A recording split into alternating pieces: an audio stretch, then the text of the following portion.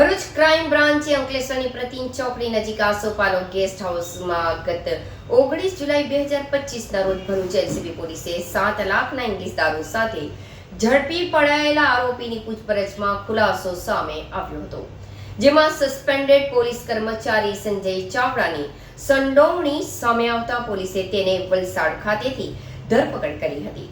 સુરતથી જૂનાગઢ લઈ જવાતા ઇંગ્લિશ દારૂ ભરેલી કાર ઝડપાઈ જવા પામી હતી.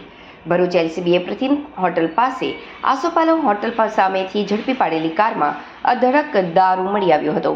કારની ડિક્કીમાંથી ઇંગ્લિશ દારૂની 1489 નંગ બોટલ, કિંમત ₹7,20,000નો દારૂ અને 3 લાખની કાર મળી કુલ 10,38,000નો મુદ્દામાલ જપ્ત કર્યો હતો.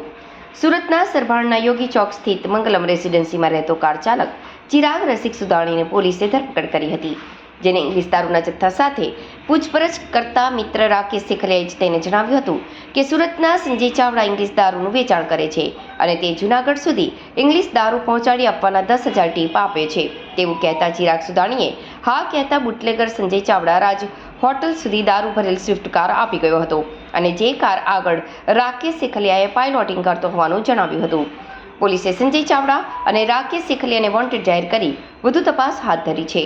આ કેસમાં પોલીસે ચિરાગ રસિક સુદાણીની ધરપકડ કરી હતી. તેની પૂછપરછમાં ચોંકાવનારો ખુલાસો થયો હતો. દારૂનો જથ્થો સસ્પેન્ડેડ પોલીસ કર્મી સંજય ચાવડાએ મોકલ્યો હોવાનું સામે આવ્યું હતું. આ બાદ જીઆઈડીસી પોલીસ સંજય ચાવડા વલસાડથી ધરપકડ કરી છે. તપાસમાં જાણવા મળ્યું છે કે સંજય ચાવડા સુરતથી ઇંગ્લિશ દારૂ ભરી જૂનાગઢ તરફ મોકલતો હતો. તે આ કામ માટે ચિરાગને ₹10,000 આપતો હતો. સંજય ચાવડા વર્ષ 2016માં અનામ પોલીસ જવાન તરીકે જોડાયો હતો.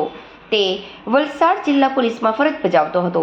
વર્ષ 2024માં પણ તે વાસદ ટોલ પ્લાઝા નજીકથી ઇંગ્લિશ દારૂની હેરાફેરી કરતા પકડાયા હોવાની માહિતી સામે આવી છે.